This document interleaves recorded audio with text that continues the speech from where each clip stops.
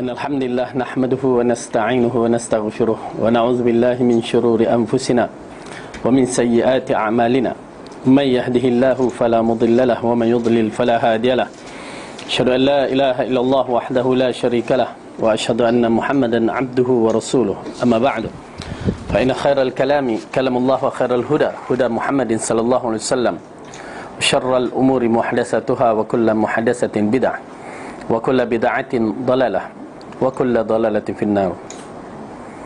Alhamdulillah, kita rafakkan syukur kita kepada Allah Subhanahu wa taala yang telah menghidupkan kita, yang mengumpulkan kita dalam majlis ilmu, yang telah mensihatkan kita dan memberikan kita ruang masa untuk menghadirkan diri dalam majlis ilmu, majlis yang terbaik yang pernah Rasulullah ingatkan kita, majlis yang mana para malaikat mengembangkan sayapnya, majlis yang akan mengangkat darajat kita, majlis yang membawa kita ke dalam syurga.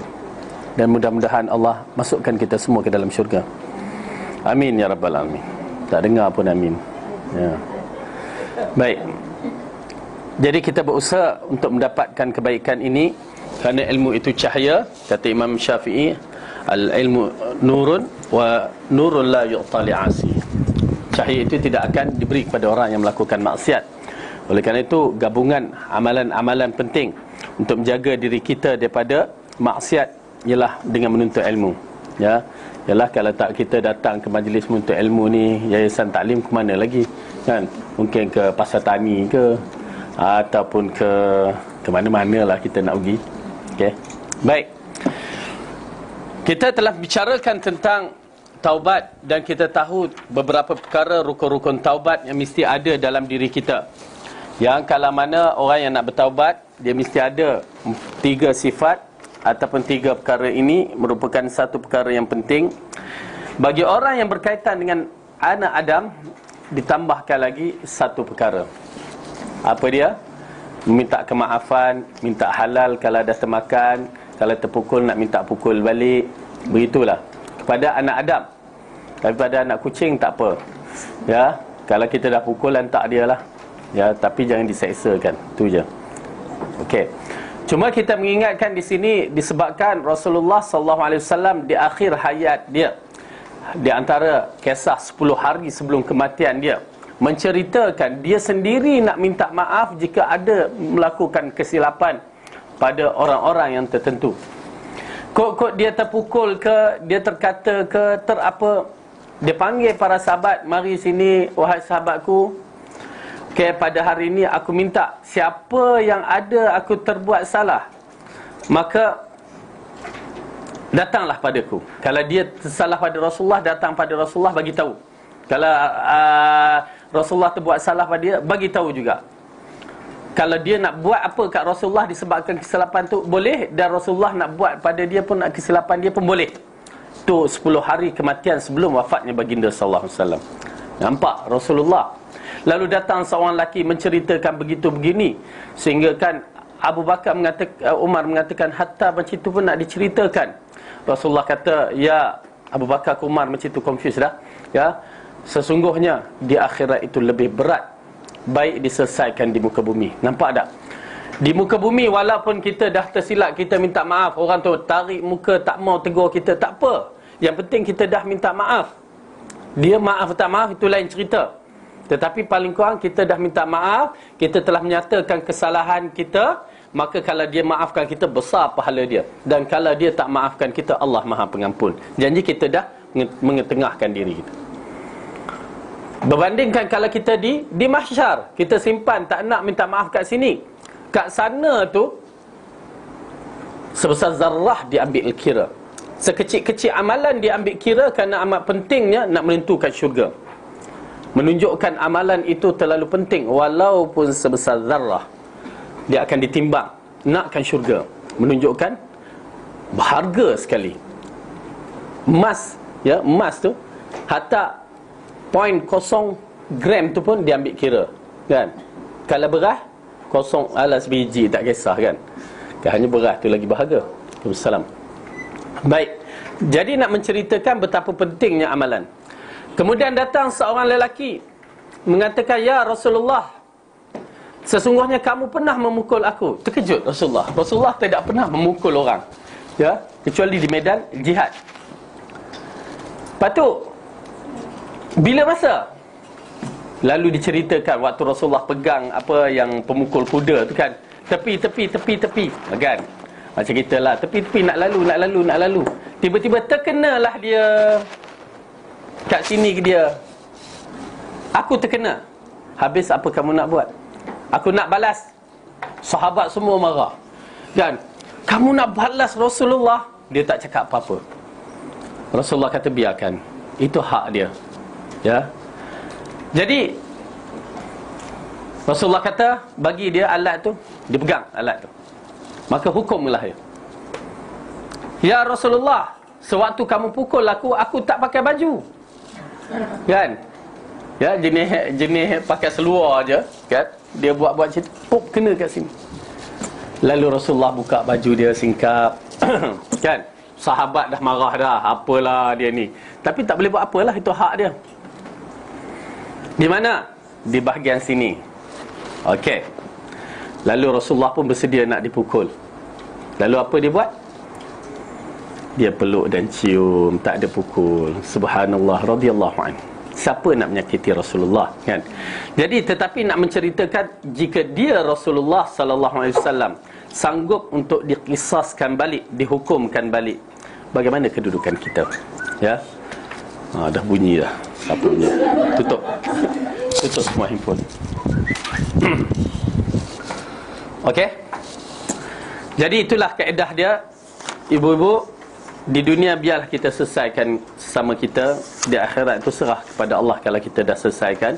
Kalau orang tu tak maaf pun tak apa, yang penting kita dah minta maaf. Tetapi yang menjadi masalah apabila kita tidak meminta maaf, maka dia akan berlarutan sehingga di mahsyar. Kalau orang tu dah mati ataupun kita nak meminta maaf agak teragak-agak, kena usahakan juga. Kalau tidak, iringilah dengan doa-doa dan amalan soleh kita untuk dia. Maksudnya kita doa, ya Allah ampunkan dia, bagi petunjuk pada dia, macam tu, menunjukkan kita ikhlas nak minta maaf, ya. Cuma tak sampai kita minta maaf kan, kita tak sebut kesalahan. Dia macam minta maaf hari raya. Okey, minta maaf kosong-kosong, tak sah. Tak boleh, tak sama.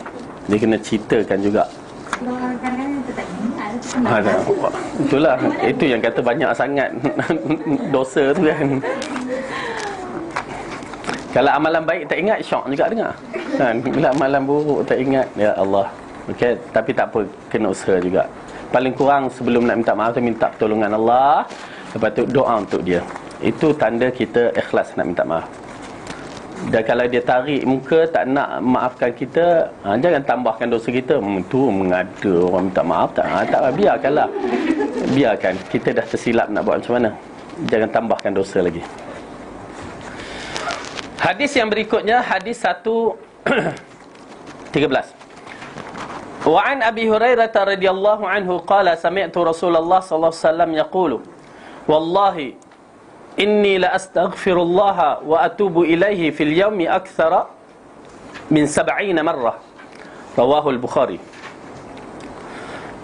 Kita tambah hadis yang bawah ni. Wa anil Agharrib ibn Yasar al-Mazni qala qala Rasulullah sallallahu alaihi wasallam ya ayuhan nasu tubu ila Allah wastaghfiruhu fa inni atubu fil yawmi mi'ata marrah. Maksudnya, dari Aghar ibn Yasar al-Muzanni berkata, Rasulullah bersabda, wahai sekalian manusia, bertaubatlah kalian kepada Allah dan mohon keampunan kepadanya, kerana sesungguhnya aku bertaubat dalam sehari 100 kali. Okey, ini di antara ucapan yang diucapkan oleh baginda yang tidak ada dosa. Lelaki yang maksum ini, Rasulullah sallallahu alaihi wasallam, ya, tidak mengucapkan perkataan yang perkara yang buruk. Maksudnya dia maksum, tetapi dia beristighfar kepada Allah 100 kali sehari. Okey, kita saksikan apakah maksud dalam hadis ni. Hadis yang pertama tadi, wallahi, Rasulullah bersumpah dengan kalimah yang agung. Lalu ditakkidkan, ini sesungguhnya aku. La astaghfiru, la tu takkid lagi, telah memohon keampunan, yakni memohon pengampunan kepada Allah, bertaubat kepada Allah pada tiap-tiap hari, tiap-tiap kali sehari lebih daripada 70 kali. Okey. Apakah maksud 70 kali? Kita kena tengok dalam terjemahan ini. Ulama bahasa Arab mengatakan sab'ina marrah, bukan 70 kali. Ya. Tetapi nak menceritakan banyak kali. Macam kita berapa kali dah jumpa dia? Ratus-ratus kali. Ke hanya sekali je, mungkin 3-4 kali. Tapi nak cerita banyak tu ratus-ratus kali. Ataupun beribu-ribu kali. Tapi bukan beribu pun, tak sampai pun. 2-3 kali tu dah menunjukkan banyak. Okey? Begitu juga bahasa Arab ini, bila dikaitkan dengan sab'ina marrah, menunjukkan banyak kali. Kita akan jumpa dalam Al-Quran pun begitu sebutan dia. Okey. Banyak kali itu berapa kali? Dan hadis yang kedua menterjemahkan 100 kali sehari. Kerana kita akan menyaksikan zikir-zikir Rasulullah SAW takkan lebih 100. Yang nak buat tak ada had tu, itu lain cerita. Tetapi kalau dia menghadkan suatu zikir itu, paling banyak 100 kali. Ya, paling banyak 100 kali, paling kurang sekali. Kita akan jumpa sekali, 3 kali, berapa kali? Lagi 7 kali, 10 kali, dan ya, yalah 3 kali, 33 kali. Ya, okey. Paling banyak 100 kali. Ada pun lebih-lebih tu, itu terpulang. Nak lebih, nak kurang, tak ada limit. Ya. Itu pasal bila kita melihat setengah orang menetapkan zikir sebanyak 1000 kali misalan, dia mesti ada dalil. Ya. Kalau digunakan aksar sab'ina marrah, ulama lughah mengatakan bukan begitu maksudnya. Okey, menunjukkan banyak kali. Okey, itu dia. Jadi baginda sallallahu alaihi wasallam, dua hadis atas merupakan membukti bahawa Nabi Muhammad orang yang paling giat beribadah kepada Allah, dan sungguhnya beliau adalah seorang guru yang mengajar kebaikan kepada manusia, baik itu dengan lisan maupun perbuatan. Beliau senantiasa memohon keampunan kepada Allah dan merintah umatnya agar senantiasa beristighfar, memohon keampunan, sehingga beliau menjadi apa tu? Contoh yang sangat layak untuk diteladani. Okey. Jadi ini di antara perkara yang kita lihat Rasulullah sallallahu alaihi wasallam beristighfar. Bukan susah pun, astaghfirullah wa atubu ilaih. Ya. Dan kita hayati pula kalau kita teringat balik dosa kita, astaghfirullah. Okey, ingat balik. Penting mengingati dosa untuk kita bertaubat, amat penting. Mengingati dosa untuk bermegah-megah dilarang. Ada orang mengingat dosa megah-megah. Allah, dia tu ingat action sangat, aku lebih bergaya daripada dia zaman muda aku. Dia nak cerita tu pakai baju kebaya, lagi apa lagi? Jangan. Ya, untuk bermegah-megah dilarang, kerana para sahabat radhiyallahu anhum bercakap juga di zaman jahiliah, tetapi dia bukan untuk bermegah-megah. Dia nak menceritakan kejahilan mereka di zaman itu. Ya, okey. Wa an Abi Hamzah Anas ibn Malik al-Ansari, khadimi Rasulullah sallallahu alaihi wasallam, qala Rasulullah sallallahu alaihi wasallam, afrahu bi taubati 'abdihi min lillahi afrahu bi taubati 'abdihi min ahadikum saqata 'ala ba'irihi wa qad adallahu fi ardi fulat. Wa fi riwayatin li Muslimin, lillahi ashaddu farhan bi taubati 'abdihi hina yatubu ilaihi min ahadikum kana 'ala rahilatihi bi ardin fulat famfala'at minhu wa 'alayha ta'amuhu wa sharabuhu fa aysa minha fa ata syajaratan fattaja'a fi zilliha wa qad aisa min rahilatihi fa bainama huwa kadhalika idha huwa biha qa'imatan indahu fa akhadha bi khitamiha thumma qala min shiddatil farah Allahumma anta 'abdi wa ana rabbuka akhta'a min shiddatil farah. Abu Hamzah Anas ibn Malik al-Ansari, lelaki yang agung ini, Anas ibn Malik, mak dia menyerahkan dia kepada Rasulullah untuk berkhidmat pada umur 10 tahun ataupun lebih kurang begitu, ya, umurnya. Lalu dia membesar bersama Rasulullah. Dia menceritakan dalam hadis yang sahih Bukhari dan Muslim, Rasulullah tak pernah mengkritik dia. Rasulullah tak pernah kata, kamu ni, marah dia. Rasulullah tak pernah kata, kenapa kamu tak buat macam ni? Ataupun kenapa kamu buat macam ni? Tak pernah. Ya, subhanallah. Dan Anas mendapat doa daripada Rasulullah sallallahu alaihi wasallam, diberkatkan umurnya, dipanjangkan umurnya, dibanyakkan hartanya dan anaknya. Ni dia Anas bin Malik. Ya, sampai tua dia. Dalam kisah tua dia tu, satu hari orang tanah Arab ni nak tengok anak bulan, dia pergi ke padang pasir. Dia nak masuk Ramadan tu, dia nak tengok anak bulan. Semua duk tengok. Kita tengok juga ke? Tak tengok. Pasal apa? Kita masalah pokok ni banyak, tak boleh nampak anak bulan. Dia nampak bulan lain pula, kan? Okey. Jadi dia nak tengok anak bulan, semua dah berkumpul. Tengok arah anak bulan, tempat tenggelamnya matahari tu, kan? Tengok. Tak nampak. Waktu tu hari tua dia. Anas ni dah tua, dah terbongkok, dah beruban apa semua. Anas kata, tu dia anak bulan aku nampak. Semua orang tengok, kan? Pasal apa? Nampak seorang je anak bulan dah boleh puasa dah. Itu pasal kalau kita tengah duduk tepi pantai, tengah apa, tension, nak stres, nak hilangkan stres tu, waktu bulan Ramadan pula kan, nak raya, suami tak nak balik rumah rumah mak kita kan, mulalah duduk tepi pantai tengah, nampak anak bulan. Ya, kalau kita bagi tahu orang, ya, bagi tahu majlis fatwa, boleh raya esoknya. Kalau tak, ya, kalau dia tak terima, kerana saksi seorang pun diterima, dia ambil kira. Okey. Jadi Anas kata, Tuhan anak bulan. Orang semua datang kat dia. Mana? Tu, nampak tak? Tak ada, tak nampak. Anas kata, aku nampak Tuhan. Betul-betul ke? Kan? Tak apa. Tengok balik, tak ada. Anas kata, ada Tuhan, aku nampak. Maka datang waktu tu, tiba-tiba datanglah seorang besar naik kuda. Satu, apa hal ni? Anas kata dia nampak anak bulan. Kita semua tak nampak. Okey. Lalu dia pun turun dari kuda, kan? Kat mana? Uncle Anas, pakcik Anas tu lah. Kat mana? Tuhan nampak anak bulan tu. Mana? Dia tengok pun tak nampak. Lepas tu dia pun confused. Betul ke? Ke aku tak betul kan? Setengah orang kata nampak kan? Okey, itu lain. Itu bab lain. Okey, yang ni bab anak bulan. Lalu pakcik ni pun tengok kat muka Anas. Dia tengok, rupanya Anas ni dah tua. Orang Arab kalau kita tengok, uban dah merata. Kat sini pun ada uban. Jadi uban ni terkeluar. Jadi bila dia tengok anak bulan tu, nampak uban. Uban tu dia kata anak bulan. Jadi orang besar ni sapu muka Anas tu. Okey, tengok balik, nampak tak anak bulan? Tak nampak dah. Uban tu dah naik balik. Okey, ni dia Anas bin Malik, seorang lelaki yang hebat, yang mana dia di bawah pentadbiran Rasulullah sallallahu alaihi wasallam. Di antara hadis periwayat yang terbanyak Anas bin Malik, ya. Berkata Rasulullah sallallahu alaihi wasallam bersabda, sesungguhnya Allah itu lebih gembira dengan taubat hamba-Nya melebihi kegembiraan seseorang antara kalian yang menemukan kembali untanya yang telah hilang di satu tanah yang luas, ya, ataupun tanah yang tandus. Muttafaqun alaih.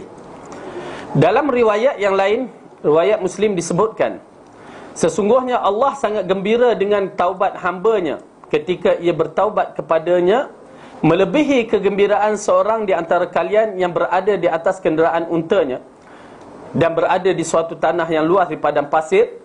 Kemudian haiwan yang ditunggangi itu lari meninggalkannya, padahal di atas haiwan itu ada bekalannya, sehingga ia pun menjadi putus asa.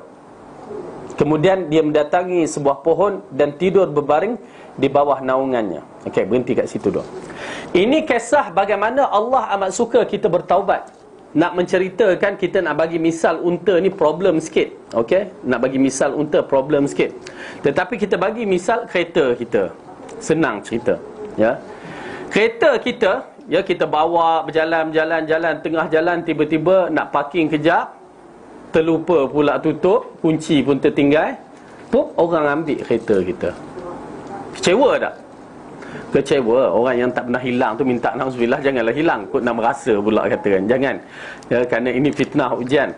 Tetapi yang pernah hilang, dia tahu, ya, memang kecewa. Orang curi kereta dia, buat report polis, tunggu, tak ada, tak jumpa, ya, subhanallah, kecewa. Akhirnya apa dia kata? Dia kata, aku niat sedekah je lah, kan? Dia kata, ustaz, saya niat sedekah je. dalam hati, betul ke kamu ni kan? Nanti kalau jumpa, rasa tak jumpa dah. Okey, tak apa, kita pegang niat sedekah dia. Selang 2 minggu, jumpa kereta, polis panggil. Kata dah niat sedekah. Tak jadilah ambil balik kan. Tapi nak cerita, seronok tu datang balik. Okey, begitulah kedudukan hamba Allah ini. Dia berada di padang pasir. Ya, kita tak ada padang pasir. Kita ni tengah hutan, tapi dia berada di padang pasir, tengah-tengah padang pasir. Pada untanya semua bekalan makan ada. Dia duduk-duduk tertidur, tiba-tiba unta tu lari. Bangun-bangun tidur, tak ada unta. Cari rata, tak ada. Dan perjalanan padang pasir, kita tahu risiko dia mati. Tak ada bekalan makanan. Okey? Kemudian dia berputus asa. Dia cari-cari tak jumpa, cari-cari tak jumpa. Memang berputus asa. Akhirnya dia pergi ke sebatang pohon untuk berehat. Dah penat dah, dengan harapan bahawa harapan tu dah tipis, hanya ingatkan mati. Ya. Kemudian dia mendatangi sebuah pohon dan tidur berbaring di bawah naungannya, dan menjadi dalam keadaan hati yang telah berputus asa. Lalu dia tertidur. Tiba-tiba dia dalam keadaan begitu, dia bangun-bangun, kenderaan itu tampak berdiri di sisinya. Tiba-tiba dia nak bangun, dia tidur, nampak unta ada sebelah dia. Ya, subhanallah. Bayangkan, dah putus asa, tiba-tiba unta tu ada depan dia. Lalu kenderaan itu tampak berdirinya, ia mengambil ikatnya. Terus dia ambil. Tentu confirm ambil ikat dulu. Kerana sangat gembira, maka ia berkata, "Ya Allah, Engkau adalah hamba-Ku dan aku adalah Tuhanmu." Disebabkan telah silap mengucap kerana sangat gembiranya. Ya, terlampau seronok sampai salah sebut, "Ya Allah, Engkau lah hamba-Ku, aku Tuhanmu." Seronok sangat. Salah ke? Bukan. Okey, ini di antara perkara yang kita kena faham. Jika tersilap, Allah maafkan. Tak sengaja. Tapi nak menceritakan bahawa betapa seronoknya dijumpakan balik benda-benda yang dihilang tu. Akhirnya sampai terlupa segala bentuk ucapan. Itu pasal kalau orang kadang-kadang seronok tu, dia lupa, dia terlupa kan. Ya, terlampau seronok terlupa. Tetapi terlupa ini, bayangkan ya, terlupa masalah tauhid begini, Allah maafkan. Jangan disengajakan.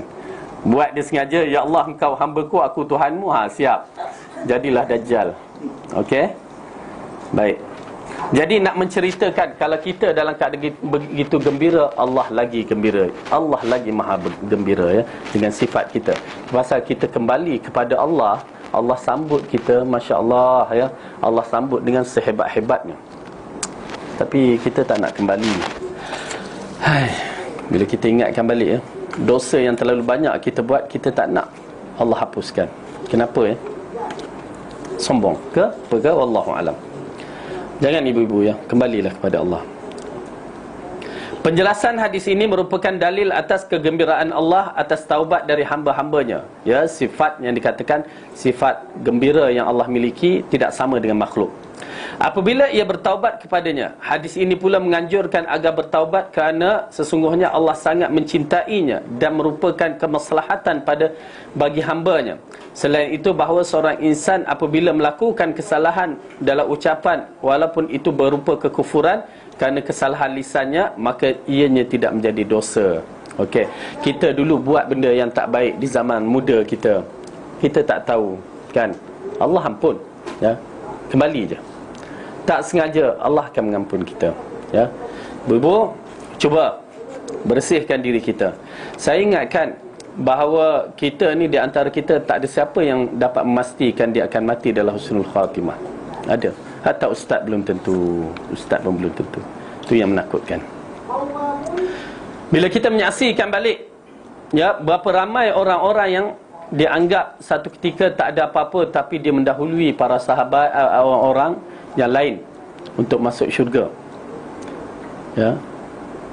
Jadi oleh kerana itu, ibu-ibu kena bersungguh-sungguh. Saya tak tahu siapa di antara kita yang akan mendahului masuk pintu syurga. InsyaAllah mudah-mudahan sama-sama lah kita ya, amin ya, mudah-mudahan sama-sama, kerana kita mengharapkan ya. Ustaz betul dia ada maklumat, tetapi jaminan untuk masuk syurga belum tentu. Ingat tu. Oleh kerana itu kita kena berusaha lawan Bagi saya dulu waktu saya belajar, saya tengok ustaz tu mengajar, kita kagum kan. Tapi dalam hati saya, aku akan challenge dia masuk syurga. Macam tu. Ya. Tapi kena usahalah. Ya, jangan aku challenge kamu masuk syurga, dah malas datang kelas dah kan. Tak jadi. Ya, malas ngaji, malas semayang pun tonggang-langgang, tak boleh. Kena berusaha. Wa an Abi Musa Abdullah bin Qais al-Ash'ari an Nabi sallallahu alaihi wasallam qala Inna Allah Ta'ala yabsutu yadahu bil-laili liyatubu musii'an nahar wa yabsutu yadahu bin-nahari liyatubu musii'al lail hatta tatla'u asy-syams min maghribiha. Rawahu Muslim. Dari Abu Musa Abdullah bin Qais al-Ash'ari ataupun terkenal dengan Abu Musa Ash'ari. Lelaki ini adalah lelaki yang hebat. Bacaan dia merdu, suara dia membaca Al-Quran merdu, sehingga Rasulullah memuji suara dia, ya, Abu Musa Ash'ari. Nabi bersabda, sesungguhnya Allah Ta'ala membentangkan tangannya pada waktu malam untuk menerima taubat orang-orang yang berbuat kesalahan di waktu siang, dan juga membentang tangannya di waktu siang untuk menerima taubat bagi orang-orang yang membuat kesalahannya di waktu malam, sampai matahari terbit dari arah barat.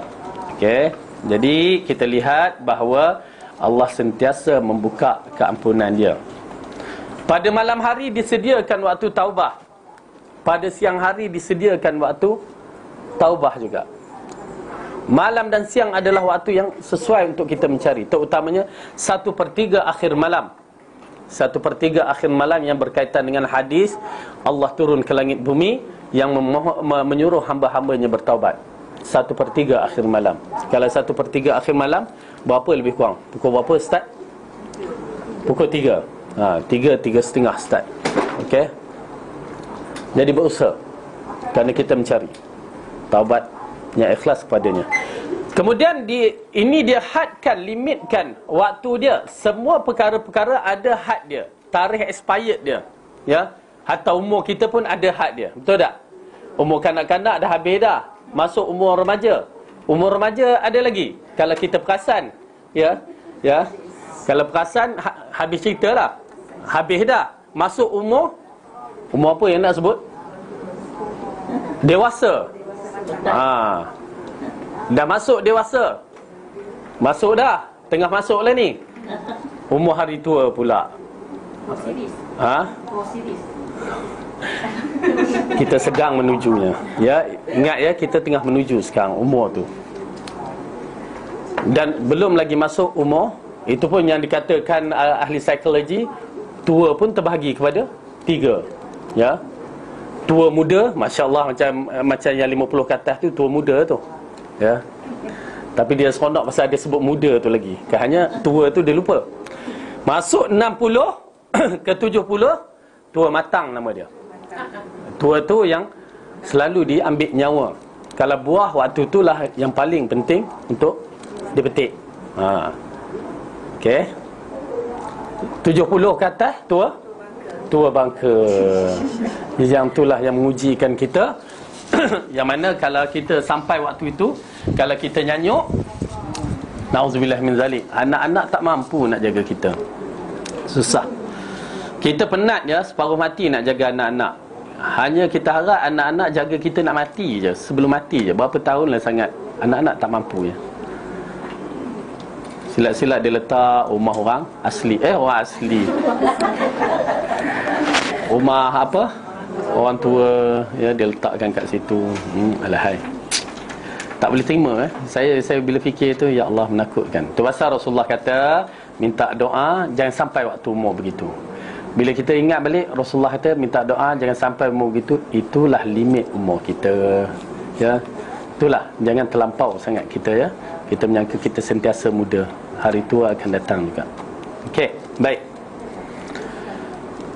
Kemudian dalam hadis menceritakan ya, bahawa anak Adam ini ada 2 waktu yang tidak diterima taubatnya. Pertama, apabila matahari terbit sebelah barat. Bilakah itu? Perkara ini kita hanya menanti sahaja, kerana alamat kiamat kecil dah lalu. Kita menuju alamat-alamat kiamat yang besar. apa yang berlaku di Timur Tengah ambil perhatian.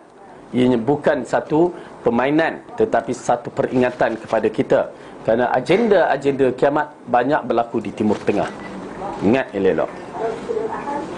Kemudian dalam hadis yang lain, Rasulullah sallallahu alaihi wasallam menceritakan Allah membukakan pintu taubat untuk hamba-Nya seluas 40 tahun di perjalanan di arah maghrib, di arah barat. Kat mana wallahu alam, tapi kita beriman di arah maghrib sana ada pintu taubat yang dibuka sejauh 40 tahun perjalanan, sebesar-besarnya. Dan dia akan ditutup apabila matahari terbit sebelah barat. Dan saya beriman dengan hadis tersebut, ya. Jadi oleh kerana itu kita lihat dalam bab ini, ianya satu perkara yang menakutkan. Jangan nak tunggu. Bukan pasal apa, pasal bila berlakunya matahari ini terbit, tak ada satu siapa pun tahu.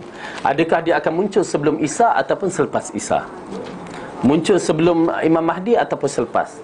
Tetapi yang penting, bila dia muncul, apa taubat kita habis dah, tak laku. Oleh kerana itu, ingat je ibu-ibu, taubat terus.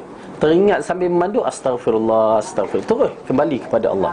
Sambil masak, astagfirullah, astagfirullah, menangis kan, menitik air dalam gulai pun tak apa, ya. Tapi nak menceritakan, bila-bila masa kita takut bangun-bangun tidur, lah mana matahari, dia dah arah lain pula yang terbit. Takut, amat menakutkan. Habis, berarti taubat amalan kita semua terputus waktu itu. Dan yang kedua, taubat yang tidak diterima waktu nyawa dah sampai kat kerongkong. Tapi pastikah boleh kita dan bertaubat waktu tu? Kita melihat siapa yang paling hebat yang dapat bertaubat selepas nyawa kat kerongkong, sehingga dia mengucapkan kalimah la ilaha illallah. Firaun, dia mengucap la ilaha illallah, tapi nyawa dah sampai kat kerongkong dah. Tak terimalah. Sebelum tu diterima. Tapi sekarang maksudnya dah atas kerongkong tu tak terima. Kerana apa? Kita dah ceritakan apa yang datang dalam siri waktu kita nak mati. Okey, jadi jangan biar. Okey, dua tempat ini Allah takkan terima taubatnya. Okey, kita tengok hadis yang berikutnya. An Abi Hurairah qala Rasulullah sallallahu alaihi wasallam, man taba qabla an tatlu'a asy-syamsu min maghribiha taba Allahu alaihi. Abu Hurairah berkata, Rasulullah bersabda, barang siapa bertaubat sebelum matahari terbit dari arah barat, maka Allah menerima taubatnya. Oleh kerana itu kita menyaksikan para ulama salaf, sebahagiannya sebelum tidur dia banyak memikirkan, banyak beristighfar, bertaubat. Sebelum tidur tu dia bersihkan diri dia, dia maafkan sahabat-sahabat dia, ya. Di antara sifat ahli syurga. Ya, ibu-ibu paling kurang saya kata ambil yang macam tu. Duduk sebelum tidur tu menung kejap, ingat balik geng-geng kita, ya Allah ampunkan dosa mereka. Tak, pasal kita takut kan. Ingat balik, ampunkan dosa mereka jika mereka buat kesalahan kepadaku. Tapi kalau aku buat kesalahan pada mereka, macam mana pula? Ya, takkanlah tengah malam nak pergi ketuk pintu nak bertaubat pula, minta maaf kan. Jadi segerakan, tu je. Okey. Itu di antara sifat ahli syurga, ya, membersihkan diri di malam hari sebelum tidur. Dia ingat balik. Tapi tak dan kena pula hari itu open house terlalu banyak. Memang tak dan. Bukan, ibu-ibu saya sendiri pun balik-balik KO terus kan. Penat. Okey, tapi nak menceritakan waktu tu, carilah. Subhanallah. Cuba kita buat sekali. Ya, duduk kejap fikir. Kerana sifat ahli syurga, apalah salahnya kan? Kalau buat tiap-tiap hari lagi baik.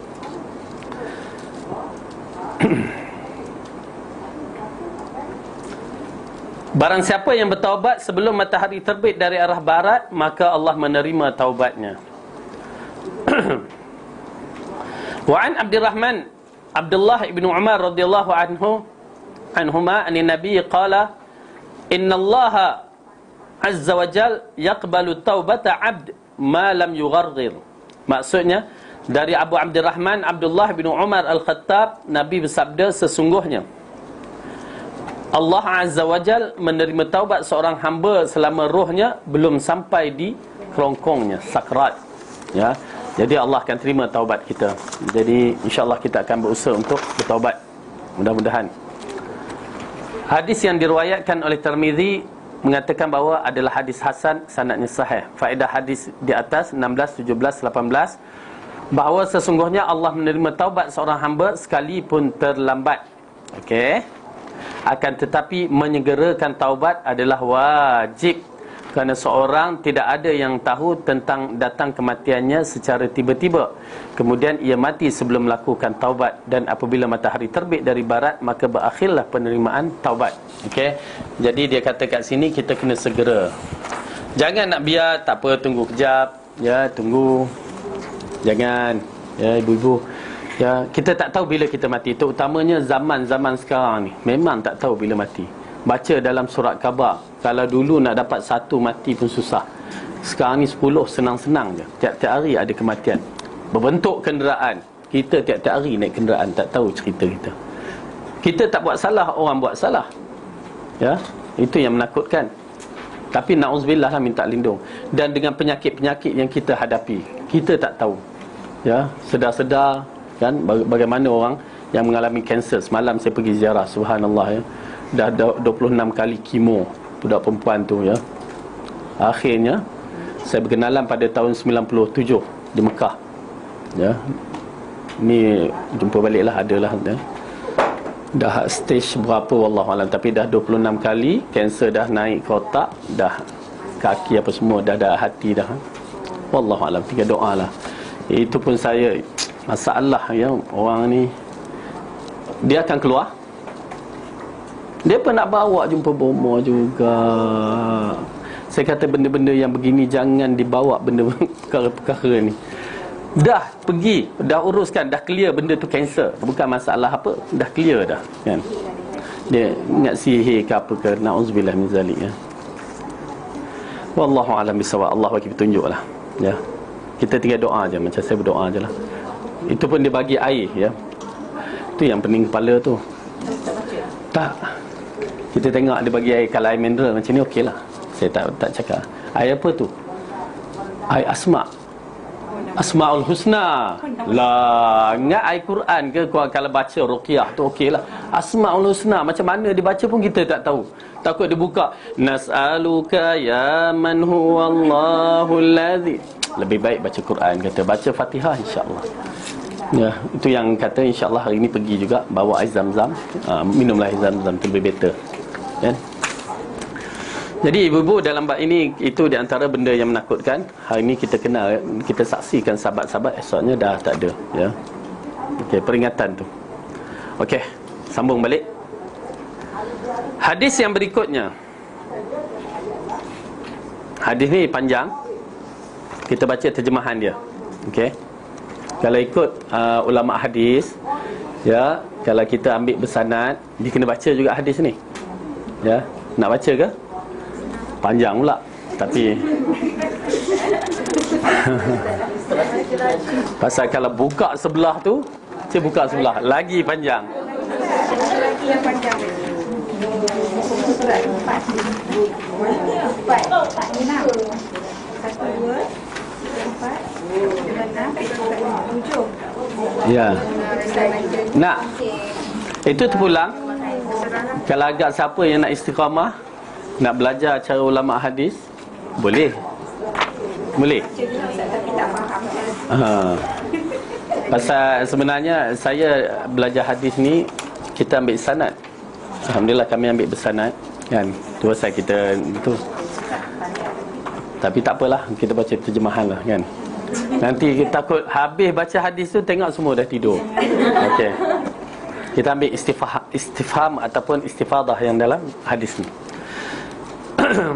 Dari Zir ibn Hubaish berkata, aku mendatangi Safwan ibn Assal radhiyallahu anhu, aku bertanya tentang mengusap 2 sepatu khuf, yakni 2 stocking kulit. Usap. Kita kalau kita belajar fiqh, tu pasal ibu-ibu kita dalam masalah fiqh, masalah yang luas. Ya, ulama-ulama ni berselisih pendapat, jangan bergaduh masalah fiqh. Ini disebabkan masalah fiqh, kita tak mau orang tu jadi imam lah, tak nak ikut dia, jangan. Masalah fiqh perselisihannya kuat. Siapa yang berdiri dengan dalil yang sahih, maka tak apa. Siapa yang rasa hadis itu sahih dengan ilmu yang tepat, maka tak apa, tak menjadi masalah. Jangan nak bertarik muka masam, tak nak bertegur siapa, tak boleh. Ya. Begitu juga dalam ialah masalah fiqh lah. Ni kadang-kadang masalah macam gerak jari, itu masalah fiqh, khilaf yang besar. Ya, jangan kita berselisih. Okey. Jadi dalam bab ini, bab khauf, siapa yang pernah belajar dalam fiqh sunnah menyapu khauf. Khauf ini terkenal sebagai kasut stoking kulit. Ya, stoking kulit yang mana disapu di bahagian atas waktu ambil sembahyang. Pernah belajar tak pernah? Okey, seorang tu kalau misalan Rasulullah kata yang musafir 3 hari 3 malam. Orang yang berada macam kita ni sehari semalam, 24 jam. Kalau kita macam kita di Malaysia tak apa lagi. Kalau kena negeri-negeri sejuk, ya, ambil wuduk tu, bila ambil wuduk tu kan, nak ambil wuduk dah satu hal. Ya, kena air sejuk. Tak apalah macam kalau kita negeri sejuk, duduk kat Amerika, ada apa? Air panas. Tapi kalau kena macam saya di Pakistan, duduk dengan Pak Badui Badui Pakistan, mana nak cari air sejuk? Masak air panas, masak lah. Kalau dan masak. Okey. Jadi ambil air tu, ya, ambil wuduk mula-mula, kan? Sempurnakan wuduk. Syarat pakai khuf dan menyapu khuf ni, ambil wuduk sempurnakan sampai basuh kaki. Okey, dah habis, lepas tu baru pakai stocking ataupun khuf tu, ataupun kasut kulit. Kasut kulit ya. Yang kasut tumit tinggi. Tak mau. Dia syarat menutupi kasut kaki kita. Okey? Ya, boleh. Okey. Kemudian tiba-tiba terbatal. Jadi bila terbatal wuduk, kita nak solat, ambil wuduk balik, basuh muka, tangan, kaki, sapu kepala, telinga. Pada kaki khuf tu, ambil air sikit, sapu je bahagian atas. Okey? Okey. Dah. Selesai. Ya? Sekali je. Okey, itu adalah hadis. Cara. Okey, dapat ilmu dah?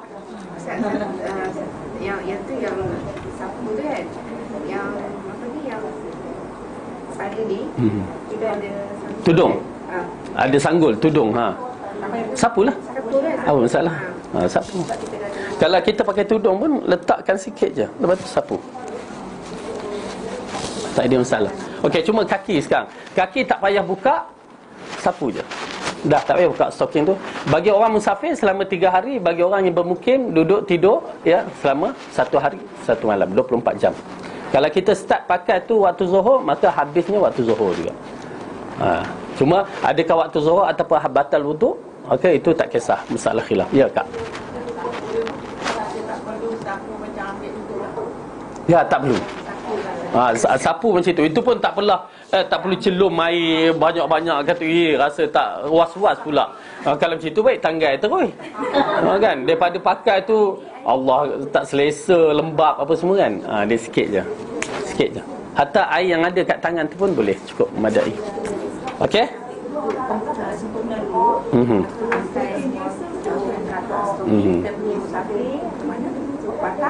Dalam flight boleh? Lagi boleh. Itu pasal silapnya masyarakat kita bila masuk dalam flight tu, ya, terutamanya makcik-makcik nak pergi umrah ni, ya. Masuk-masuk dalam toilet tu dah macam apa lagi, macam bilik air lenjun, kan, kata orang Perak, lenjun. Kesalahfahaman dari sudut itu. Dah lah mereka nak air tu, masya-Allah, ambil wuduk air besar ni tak boleh ni, tak cukup 2 kolah. La ilaha illallah. Hairan sakit kepala kita bila kita tak mau belajar cara betul, kan, kefahaman yang betul. Apa salahnya ambil air? Saya dulu belajar, ustaz tu tunjuk cara ambil air, inilah banyak dia. Dia ambil wuduk sempurna, buat sekali je. Bantai kita tu dia, bagi spray lagi, kan, senang. Tu pasal bila alhamdulillah macam kita nak naik kapal terbang dah ready dah dalam keadaan berwuduk, kalau terbatal pun sapu je tak tu. Ambil wuduk senang je. Okey. Itu dia khauf, ingat ya. Stocking pun boleh. Hatta kalau stocking setengah orang tu cari-cari pun boleh lagi. Jangan terlampau sangatlah, maksudnya cari-cari, kan. Dia tengoklah terkeluar satu jari dia, kan. Tak apa, boleh lagi. Tak jadi masalah. Okey. Tanya ya, kalau tak faham tanya waktu ni. Nanti takut habis nanti terlupa. Okey. Mana tadi? pakai statistik. Maka aku berkata, sebenarnya sudah terlintas di hati aku untuk mengusap di atas dua sepatu khuf itu sehabis buang air besar ataupun air kecil, sementara engkau termasuk salah seorang sahabat Nabi. Maka dari itu aku datang untuk menanyakan kepadamu, apakah engkau pernah mendengar baginda menyebut sesuatu yang berkaitan dengannya? Safwan menjawab, ya, pernah. Rasulullah SAW memerintahkan kami jika kami berpergian sedangkan dalam perjalanan, supaya kami tidak melepaskan khuf kami selama 3 hari 3 malam, kecuali jika kami terkena janabah. Namun kalau hanya kerana buang air besar atau air kecil atau kerana sehabis tidur, boleh tidak dilepaskan. Okey, jadi pertama, lelaki ni dia bertanya kerana pada orang yang ada ilmu. Ya, itu pentingnya. Jangan tanya pada orang tak ada ilmu. Dia bila tanya orang tak ada ilmu, nanti jawapan dia banyak sangat. Banyak salah dia. Okey, tanya pada orang yang ada ilmu. Dan dia bertanya kepada sahabat Nabi yang pernah mendengar sendiri Rasulullah sallallahu alaihi wasallam mengarahkan orang yang berada di luar, yakni dalam perjalanan musafir, maka 3 hari 3 malam, dan orang yang bermukim sehari, dan ianya tidak perlu ditanggal kecuali kalau kena mandi wajib. Itu je, senang. Okey. Aku berkata lagi, apakah engkau pernah mendengar beliau menyebut tentang masalah hawa nafsu? Masalah hawa nafsu, cinta? Dia menjawab, ya, pernah.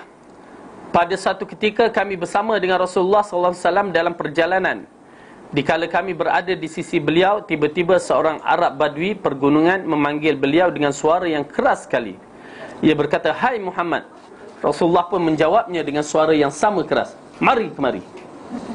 Okey, kita kena faham ya, Rasulullah dia jawab lembut sebenarnya, tetapi ada masanya nak menyesuaikan suasana orang. Ya, itu pasal ibu-ibu, kalau kita ni orang bandar pergi ke kampung, memang janggal. Dia kena hidup cara orang kampung. Orang kampung ni lain. Ya, kalau kita tak buat dengan cara orang kampung, jadilah kita macam apa, duduk seorang-seorang. Dia kena hidup cara orang kampung. Ya, ya, kampung Pecala, kampung Sungai Pecala ni dah ke bandar. Ya, orang kampung ni memang kadang-kadang, terutamanya orang asli. Ya, macam kami bergaul dengan orang asli, memang kena hidup cara orang asli. Kecuali tak reti nak menyumpit je dan tak pakai cawat, itu je. Tapi kita bersama dengan dia, kita tahu bahasa-bahasa dia pun kena raikan. Baru dia rasa ngam tau. Jadi Rasulullah nak ngam tu, dia terpaksa ikut cara orang tu bercakap. Ya, okey. Jadi itu nasihat. Ya, macam mana kita nak bergaul dengan orang kampung kan. Jangan kalau tak, jadilah kita agak terasing je kalau kita bergaul dengan orang kampung. Tapi ialah orang kampung satu masalahnya, ya saudara mara, tapi batas aurat kena jaga. Bayangkan saya dengan family ni duduk kan, tengah makan ni, tiba-tiba orang kampung datang. Dia mana dan je, Assalamualaikum, kat tingkap ke dia jenguk kan. Waktu tu mana nak buat kan. Assalamualaikum, dah nak sampai ke dapur tu baru bagi salam. Bayangkan tengah makan, kakak tak pakai tudung, semua kelang kabut. Sudahnya tudung saji tu jadi tudung. Ada, itu masalah orang kampung lah kan. Tapi kita nak marah pun tak kena juga kan. Tapi kena sabar je. Okey. Lalu saya pun berkata kepada Arab Badui tersebut, celaka engkau, perlahankanlah suaramu, sebab engkau ini benar-benar berada di sisi Nabi, sedangkan aku dilarang dari hal ini. Namun Arab Badui itu berkata, demi Allah, aku tidak akan memperlahankan suaraku. Kemudian ia berkata kepada baginda, ada orang mencintai sesuatu golongan, tapi ia tidak dapat bertemu menyamai mereka. Nabi pun menjawab, seorang itu bersama orang yang dicintai pada hari kiamat. Tidak henti-hentinya beliau memberitahu apa saja kepada kami, sehingga akhirnya menyebutkan bahawa di arah barat itu ada sebuah pintu yang perjalanan luasnya jika ditempuh seorang dengan berkenderaan memakan waktu 40 atau 70 tahun perjalanan. Ya, Sufyan, salah seorang perawi hadis, mengatakan dari arah Syam pintu itu dijadikan Allah sejak hari dia menciptakan seluruh langit dan bumi, akan senantiasa terbuka untuk taubat, tidak pernah ditutup sampai matahari terbit di sana. Ya. Okey. Dalam bab ini, apabila orang Badui ini, kalau orang Badui ini dalam kategori kita orang asli. Okey, orang asli. ya, bertanya kepada Rasulullah. Dan para sahabat suka sebenarnya orang-orang datang bertanya, kerana mereka takut bertanya, ya. Jadi bila mereka bertanya banyak hal, di antaranya hal yang ditanya ini ialah berkaitan dengan masalah cinta, ya. Pasal kita kalau nak mencinta satu golongan, suatu orang, maka berhati-hati, kerana cinta itu akan menyebabkan seorang itu berada di hari kiamat sama dengan orang tu. Kalau kita cinta pada orang-orang kafir, maka kita akan sama dengan mereka.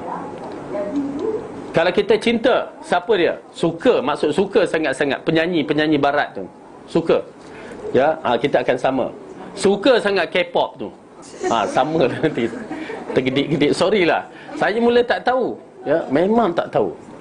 Seorang makcik itu 60 tahun, ustaz, apa dia makcik? Nak tanya dalam kelas tu, ya, boleh tak kita tengok K-pop? Apa pula K-pop ni? Lollipop tahulah kan? K-pop tak tahu langsung. Dia kata ada ustaz kata tak apa. Ya, saya tak berani nak mengeluarkan hukum. Kita tak jelas, kita tak berani. Okey, macam mana dia kata tak apa? Lepas tu saya tanya, makcik ada tengok ke? Tengoklah juga. Oh boy, makcik ni pun macam K-pop ke kan? Apa ada dalamnya? Ada muzik dah? Ada. Bila dengar muzik, siapa nyanyi? Perempuan kata. Dia tak cerita secara terperinci. Saya bila dengar ada muzik, saya kata ada masalah tu. Mungkin ustaz tu silap, saya kata. Ataupun makcik tanya, orang bertanya kat dia, dia cuba nak jawab secara spontan, ya, dia kata boleh. Lalu kita dah tak tahu, terpaksalah buka tengok apa dia K-pop. La ilaha illallah. Apa K-pop? Tahu K-pop? Nauzubillah min zalik. Minggu depan datang terus, ustaz, apa dia? Betul, ustaz tu kata tak boleh. Rupanya betul, ustaz tu tak tengok lagi. Saya pun kata memang tak boleh. Kalau itulah cara dia, memang tak boleh. Nauzubillah min zalik. Dah kena rakam ustaz Fadil tengok K-pop. Tak tahu, kita nak keluarkan hukum pun tak tahu kan. Okey. Jadi na'udzubillah dalam bab-bab yang begini. Jadi kalau kita suka kepada satu golongan tu, dia akan menjadikan kita bersama golongan tu. Lebih baik kita betul-betul hati-hati, cintalah kepada Allah dan Rasul. Habis cerita, selesai masalah. Dan cinta kepada sunnah, maka kita akan bersama dengan orang-orang sunnah. Okey, baik. Kemudian dalam hadis ini banyak pertanyaan ditanya, Rasulullah jawab. Tanya, Rasulullah jawab. Tanya, Rasulullah jawab. Sehingga ditanya satu bab tentang bertaubat. Lalu Rasulullah mengkaitkan, ya, yang berkaitan dengan taubat ini ialah ada satu pintu yang Allah bukakan, yang berada di barat sana, yang mana luasnya 40 ataupun 70 tahun perjalanan. Tapi riwayat yang saya tengok 40 tahun perjalanan berkenderaan, yakni berkuda, yang dia tidak akan tutup melainkan apabila terbit matahari di sebelah barat. Dan Sufyan Ats-Tsauri, salah seorang periwayat hadis, dan ini dikatakan penafsiran ulama-ulama 3 kurun terbaik, dia mengatakan dari arah Syam pintu itu Allah jadikan. Jadi arah Syam, kat mana Syam? Syria, Jordan, Turki, itu Syam lah, Lebanon, itu Syam. Okey, dari arah Syam.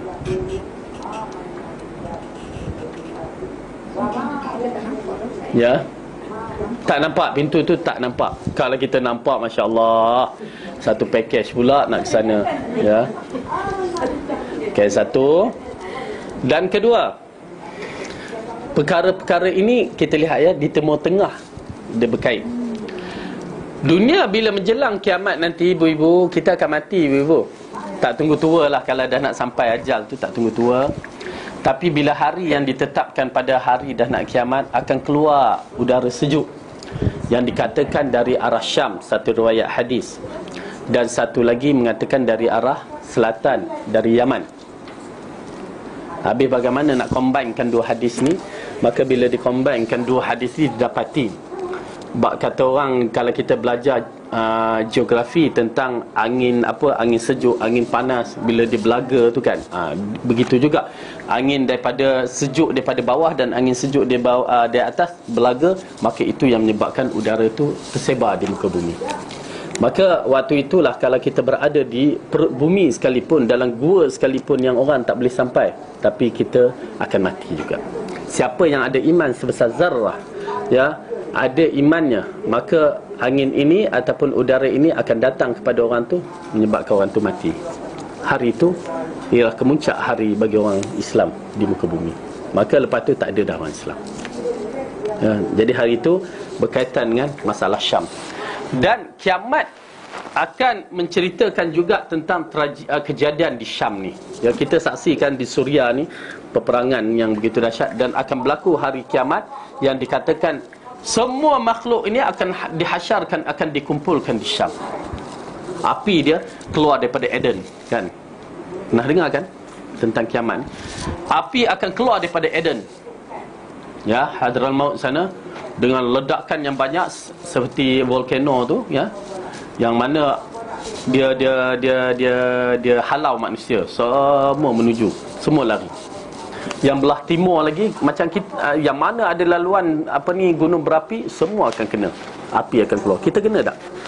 Kita ada tak laluan gunung berapi? Oh boy, jangan tengok Indonesia. Nun dekat Selayang tu ada kolam air panas. Itu tak ke laluan gunung berapi tu. Nun dekat Ulu Langat. Dekat tu air panas ni setapak tu. Berapa banyak. Ya, akan keluar semua api tu nanti hari kiamat. Lalu dibawa, diseret. Dalam hadis tu menceritakan dia seret manusia ni. Manusia kita lari. Penat dah tak larat. Dia pun berhenti juga. Lepas tu esok sambung balik. Sambung sampai bertemu di Syria ni, di Syam ni. Ya, di situlah bermulanya kiamat. Kemuncak kiamat yang besar di situlah bermula. Okey.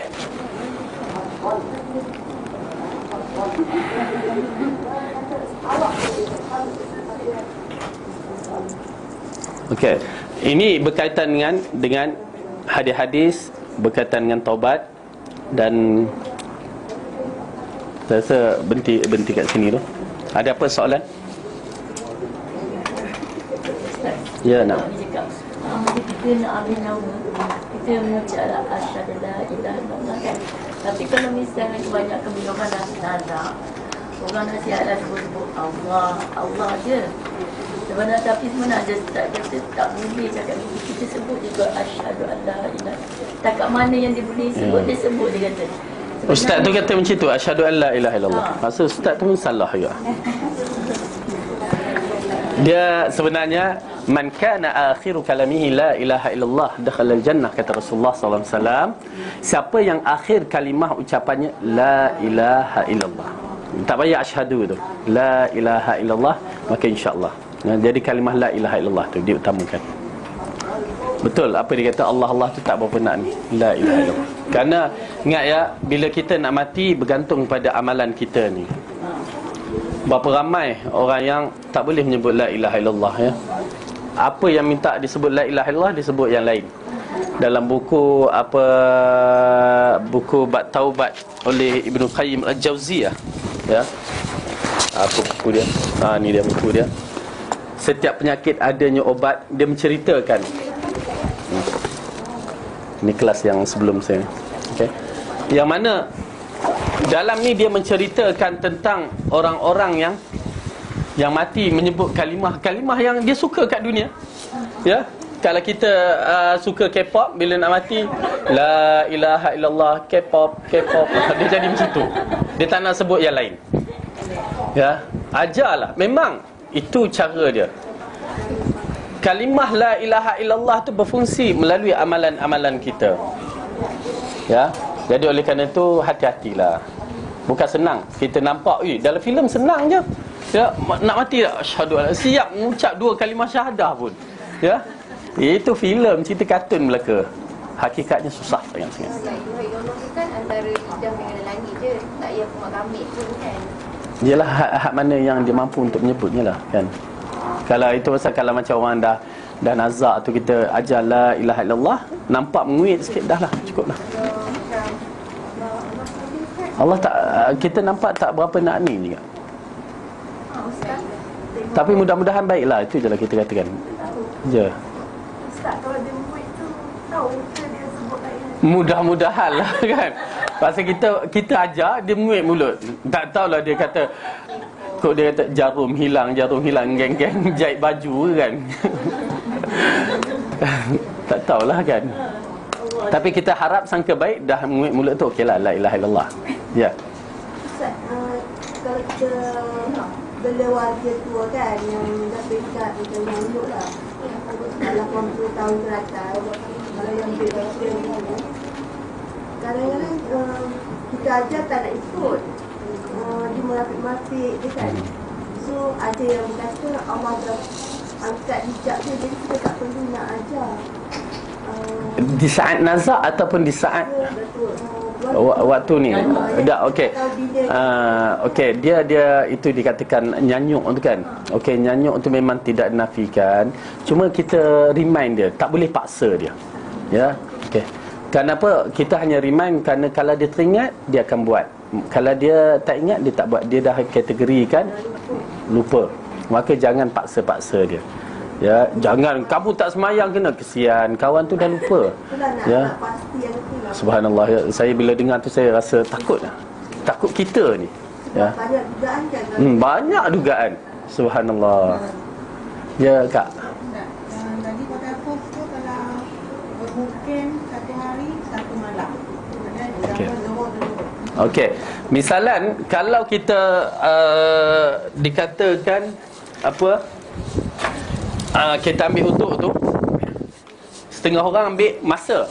Okey, kalau pukul 2 PM, okey, maka sampai 2 PM juga. Kalau orang yang ambil masa 24 jam. Tetapi setengah orang yang mengambil, dia kata dia ambil waktu batal wuduk. Okey, walaupun dia ada semayang Zuhur, dia tahan-tahan sampai pukul 3. Okey. Okey. Ini orang kata dia ambil semayang waktu tu, maka hak waktu tu.